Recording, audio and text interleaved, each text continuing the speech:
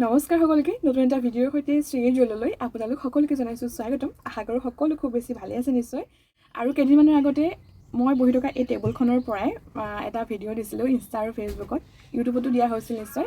সেই ভিডিঅ'টোত আপোনালোকে ইমান বেছি মৰম দিলে আৰু তাৰ পাছৰ পৰা সকলোৰে কমেণ্ট আহি আছে, ইনষ্টাত মেছেজো আহি আছে বহুতৰে যে এই মই বহি থকা এই গোটেই ৰুমটোৰে এটা ৰুমটোৰ ভিডিঅ' লাগে। অৱশ্যে ইয়াৰ আগতে যোৱা বছৰ নে তাৰ আগৰ বছৰ এটা ৰুমটোৰ ভিডিঅ' দিছিলোঁ ইয়াৰ পৰাই, কিন্তু সকলোৰে অনুৰোধ আহি আছে যে এতিয়া পুনৰ এটা ৰুমটোৰ ভিডিঅ' লাগে।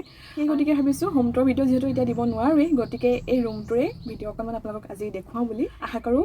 আগৰ ভিডিঅ'সমূহৰ দৰে আপোনালোকে খুব বেছি মৰম দিব। তো আৰু বেছি পলম নকৰি এতিয়া আমি পোনে পোনে ভিডিঅ'টো চাওঁ বলক।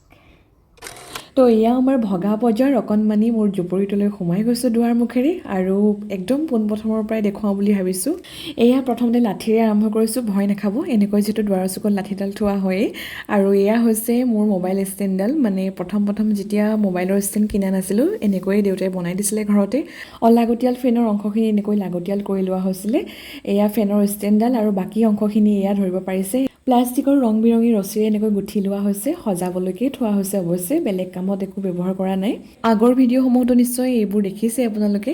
আৰু এয়া মোৰ হোষ্টেলৰ সামগ্ৰী হয়, খুব সযতনে এতিয়াও থৈছোঁ। যদিও বাতৰি কাকতেৰে বনাইছিলোঁ, কিন্তু এতিয়াও বৰ বেছিকৈ বেয়া হোৱা নাই, ধুনীয়া হৈ আছে।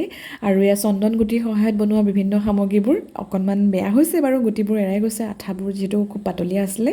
তো বাদ বাকী সময় ধৰিব পাৰিছে গোটেইখন সেউজীয়া পাতেৰে ভৰাই তোলা হৈছে, মানে গোটেই ঘৰৰ মানি প্লেণ্টসমূহ আনি পেলাই ভিতৰত সোমাই থৈছোঁ। মায়ে সদায় গালি পাৰে অৱশ্যে, তথাপিও কিন্তু এৰি দিয়াত নাই, যিহেতু এনেকৈ সেউজীয়া হৈ থাকিলে পৰিৱেশটো বৰ ভাল লাগে। সেইকাৰণে যিমান পাৰোঁ এনেকৈ প্লাণ্টসমূহ ধুনীয়াকৈ ৰাখিবলৈ চেষ্টা কৰিছোঁ ভিতৰতে। বাকী এই ঠাইখিনি আগৰ ভিডিঅ'ৰ দৰে এতিয়াও একেই আছে, একো পৰিৱৰ্তন হোৱা নাই। তাতে এই ক্ৰাফ্টখিনিও হোষ্টেলৰে হয়, আৰু এইখিনি বনোৱা হৈছিলে চকলেটৰ খালী বাকচৰে। যিহেতু হোষ্টেলৰ বস্তু, গতিকে মৰমতে এতিয়াও এনেকৈ সামৰি থৈ দিয়া হৈছে।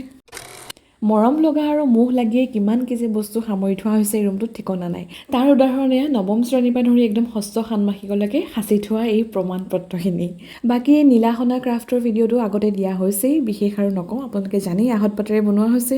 আৰু এই অকণমানি আখৰৰ ফ্ৰেমকেইটাও কাঠৰ অলাগতিয়াল টুকুৰাৰে বনোৱা হৈছিলে। তাৰ ডিটেইলছ ভিডিঅ' আপোনালোকে যিসকলে আগৰ পৰা চাই আছে দেখিছেই। তো এনেকৈয়ে খালী আমুলৰ বটলৰ পৰা ধৰি একদম শুকান বকুল ফুললৈকে সকলোখিনি ভৰি আছে মোৰ জুপুৰিটোত। অৱশ্যে মালাধাৰী মোক ষ্টুডেণ্টে দিছিলে, সেইকাৰণে সামৰি থৈছোঁ। বাকী এই ফটোখনো হোষ্টেলৰে হয়, এনেই লগাই থৈছোঁ। তাৰোপৰি এই শুকান গোলাপ ফুলৰ পাহিৰে বনোৱা অকণমানি ফ্ৰেমটো নিশ্চয় আপোনালোকে ইতিমধ্যে দেখিছেই, বাকী নকওঁ আৰু। বাৰু এতিয়া দেখুৱাব লৈছোঁ মোৰ এই অকণমানি বিচনাখনত থকা সামগ্ৰীসমূহ। তাৰে ভিতৰত এইখিনি হৈছে বিয়াৰ নিমন্ত্ৰণী চিঠি। যিহেতু যিকোনো কামত সকলো বস্তুৱে মোৰ প্ৰয়োজন হৈ পৰে, এইখিনিও কিবা ক্ৰাফ্টৰ কামত আহিব বুলি থৈ দিছোঁ। আৰু এডাল হৈছে মোৰ ভিডিঅ' বনাবৰ কাৰণে থোৱা ষ্টেণ্ডডাল, লগতে পাতিখন নিশ্চয় আগতে দেখিছেই, ঘৰতে বনোৱা হয়, বিভিন্ন ধৰণৰ প্লাষ্টিকবোৰ গোটাই এনেকৈ পাতিবোৰ বনোৱা হৈছিলে। তো এনেকৈ আৰু এই অকণমানি কৰ্ণাৰটো সজাই থোৱা হৈছে।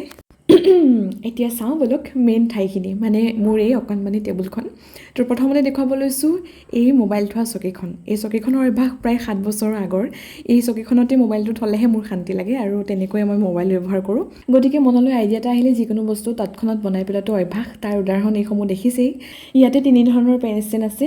প্ৰথমটো পেন ষ্টেণ্ড বনাইছিলোঁ বাতৰি কাকতৰে, আৰু এইবিধ বনাইছিলোঁ বাঁহেৰে। লগতে এই শেষৰবিধ হৈছে বিস্কুটৰ পেকেটেৰে, মানে ভিতৰত বিস্কুটৰ পেকেট আৰু বাহিৰৰখিনি হৈছে ৱালপুটি। তো ইয়াৰ ভিডিঅ' ডেছক্ৰিপশ্যনত দি দিম, চাব পাৰিব কেনেদৰে বনাইছিলোঁ এই পেন ষ্টেণ্ডসমূহ। আৰু দেখি নাহাঁহিব, এইখন হৈছে মোৰ অকণমানি ন'টিছ ব'ৰ্ড, লগতে টু ডু লিষ্ট। এয়াও নিজেই বনাই লৈছিলোঁ বহীপাত কাটি। অৱশ্যে কিনিবলৈ বহুত পায় ৰকমৰ, কিন্তু মই এনেকৈ বনাই লৈ শান্তি পাওঁ। তো এয়াই হৈছে মোৰ অকণমানি টু ডু লিষ্টখন। ইয়াতে লিখি থওঁ যিবোৰ ইম্পৰ্টেণ্ট কাম থাকে, পাহৰি যাওঁ যিহেতু বহুখিনি কামৰ মাজত। তো এনেকৈ সজাই থোৱা হৈছে। এইফালে দেখিছেই আৰু অকণমানি শৰাই এখনো থৈ দিছোঁ। আৰু এয়াই হৈছে মোৰ টেবুলখনৰ বিশেষ অংশখিনি। আৰু এই গহনাৰো কাম চলি আছিল, যিহেতু শুকুৱাই থোৱা হৈছে ৰং কৰি গহনাসমূহ। বাকী লগতে যি এই কিতাপসমূহ থোৱা ষ্টেণ্ডডাল দেখিছে, সেইডালো ঘৰতে দেউতাই বনাই দিছে কাঠেৰে। যিবোৰ অলাগতিয়াল কাঠ, সেই কাঠেৰে বনাই দিয়া হৈছিলে। আৰু এতিয়া ধুনীয়াকৈ কিতাপখিনি সজাই থ'ব পাৰিছোঁ যাৰ বাবে এনেকৈ। আৰু সৌ যি দেখিছে পতাকাখন, এইখন প্ৰায় 8 বছৰমান পুৰণি হ'ব নিশ্চয়। প্ৰথম বনাইছিলোঁ, গতিকে এতিয়াও থৈ দিছোঁ সযতনে। বাকী বুদ্ধ দেৱতাৰ তলৰ অংশখিনি নিজেই বনাই লৈছোঁ, এনেকৈ ধুনীয়াকৈ সজাই থ'ব পৰাকৈ।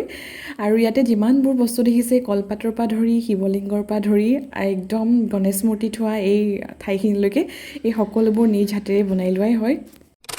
কলপাতখনৰ লগতে অকণমানি ধূপদানিটোও বনোৱা হৈছিলে, যিখিনি ক্লে ৰৈ যায় বা বাচি যায় সেইখিনিৰে বনোৱা হৈছিলে। গতিকে কৈছোঁ নহয়, যিকোনো বস্তু আমাৰ ঘৰত কোনো কাৰণতে অলাগতিয়াল নহয়, সকলো বস্তু লাগতিয়াল কৰিয়েই লওঁ। আৰু এইসমূহ আগৰ দৰেই আছে এতিয়াও। কাপটো সেই কট যুগৰে হয়, এতিয়াও আছে এনেকৈ। ভাল হৈ আছে যিহেতু ধুনীয়াকৈ থৈ দিছোঁ সেইকাৰণে। বাকী এইসমূহ অলাগতিয়াল আছিল, লাগতিয়াল কৰি লোৱা হৈছে। লগতে এয়া চিজিলকৈ থোৱা হৈছে যিখিনি মোৰ ক্ৰাফ্টৰ বস্তু। এইবিধ চাওক এতিয়া। এই টেমাটো হৈছে শুকান আদা থোৱা টেমা, আৰু এই শুকান আদাও মই ঘৰতে নিজে প্ৰস্তুত কৰি লওঁ।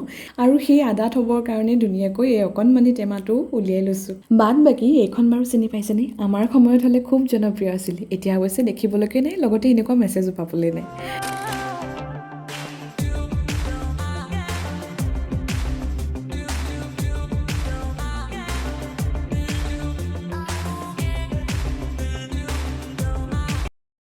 বাৰু এতিয়া চাওক, এইফালে মোৰ অকণমানি বিউটি বক্সটো। ইয়াৰ আগৰ ভিতৰত দেখিছিলে, তথাপিও পুনৰ এবাৰ দেখুৱাই দিওঁ বুলি ভাবিছোঁ। অৱশ্যে এতিয়া বিউটি বক্সটো আগৰ দৰে হৈ থকা নাই, অকণমান কালাৰবোৰ চেঞ্জ হ'ল, যিহেতু বহুত দিনৰে হয়, দেউতাই বনাই দিছিলে। আৰু এইটো বিউটি বক্স লৈয়ে আমি সুখী হ'ব পাৰিছিলোঁ। বাদ বাকী এয়াই হৈছে মোৰ অকণমানি টেবুলখন, লগতে অকণমানি বস্তুবোৰ, যিবোৰ তেনেই সাধাৰণ বস্তুৰে নিজে বনাই লৈছোঁ। আৰু এয়া ফটো ফ্ৰেমবোৰ যে দেখিছে, এইসমূহো নিজ হাতেৰে বনাই লোৱা। বিভিন্ন ধৰণৰ কাৰ্টুনবোৰ কেতিয়াও পেলনি নাযায়, তাৰ উদাহৰণ এইবোৰে। এনেকৈ ফটো ফ্ৰেমবোৰ বনাই থৈছোঁ। আৰু এই ঘড়ীটো থৈছোঁ বিশেষ এটা আইডিয়া কৰিয়েই, পিছলৈ কিবা এটা বনাম বুলি। লগতে সেয়া দেখিছে নহয়, শুকান ফুলো পেলনি নাযায়।